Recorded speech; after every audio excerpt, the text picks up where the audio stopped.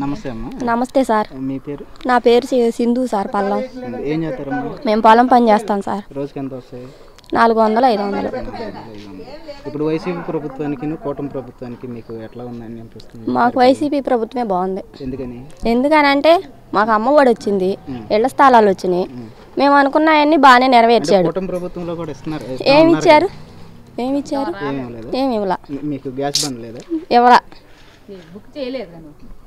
చెయ్యపోతే మరి అమ్మఒడి లెక్క ప్రకారం పడాలిగా. చేయకుండా ఎలా పడిద్దమ్మా? చేయకుండా అంటే గ్యాస్ బండ్ల గురించి అయితే తెలుసు సార్ నాకు. అది అది అంటే మీరు ఎటన్నా ఊరు వెళ్ళారా? అంటే లేడీస్ కి బస్ ఫ్రీ అన్నారు కదా. లేదు, నేను విజయవాడ దాకా వెళ్ళా. ఫ్రీ లేదు. అమలు అవలా.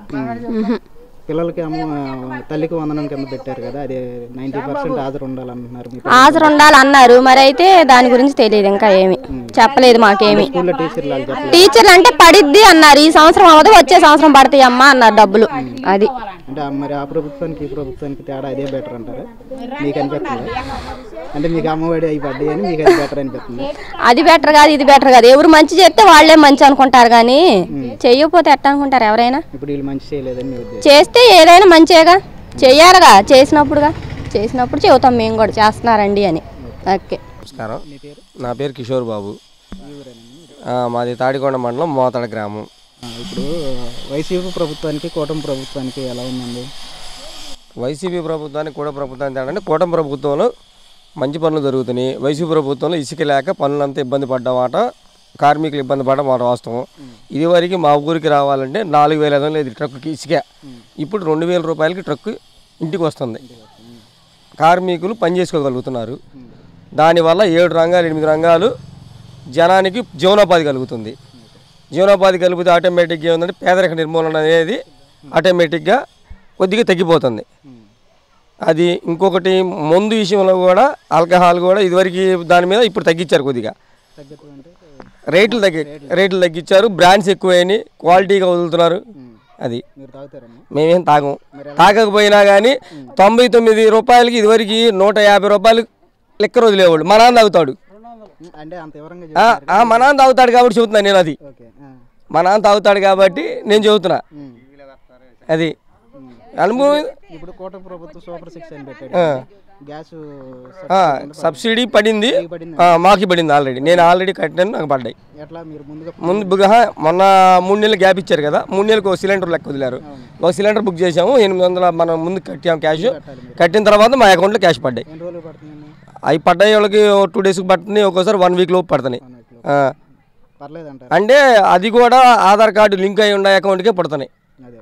అందరికీ Aadhaar card bank account link అయ్యి ఉండి ప్రభుత్వ పథకాలు, అదే 0 వడ్డీ రుణాలు జగన్ ఇచ్చినప్పుడు అమ్మ పడ్డాయి కదా, ఆ పథకాలు అయ్యి ఉండయో వాటికి పడుతున్నాయి. వెళ్ళారు.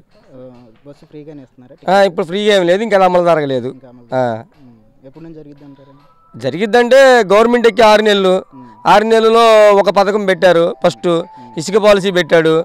ముందు ఒక్కొక్కటి క్రమంగా ఇంకా ముందుగా చేయాల్సిందంతా క్రమంగా పోతున్నారుగా. మొత్తం పూర్తి. మా ఊర్లో 90 లక్షలతో మా ప్రెసిడెంట్ గారు గ్రామాన్ని పూర్తిగా అభివృద్ధి చేశాడు. ఇప్పటికి వచ్చిన 6 నెలల్లో 90 లక్షల గ్రాంట్ తెచ్చాడు మాకు. అది మాకు కూటమి ప్రభుత్వమే బాగుంది. కూటమి ప్రభుత్వం బాగుండడానికి కారణం ఏంటంటే రాజధాని వచ్చింది. ఒక రాజధాని లేని రాష్ట్రం రాగా ఇదివరకు మిగిలిపోయింది. ఇప్పుడు ఒక రాజధాని రాష్ట్రం అనేది, ఒక క్యాపిటల్ సిటీ అనేది పిల్లలు చెప్పుకోవడానికి కూడా ఉంది. జగన్ ప్రభుత్వంలో అసలు అధికారంగా పెట్టలేదుగా. అసెంబ్లీలోనే కేంద్రంలోనే మనకి ఒక రాజధాని లేదని ఆ రోజు ఒక ఎంపీ మన జయదేవ్ గారు అడిగాడు, మన దాంట్లో పెట్టండి లేదండి. అప్పుడు జయదేవ్ గారు అడిగితే కేంద్రం వాళ్ళు అప్పుడు పెట్టారు దాంట్లో ఏది క్యాపిటల్ సిటీగా. 3 ప్రాంతాలు ఆయన దేశకే వద్దాం. ఆయన ఎలక్షన్కి వెళ్ళేటప్పుడు నేను 3 ప్రాంతాలను అభివృద్ధి చేస్తానని చెప్పలేదు కదా.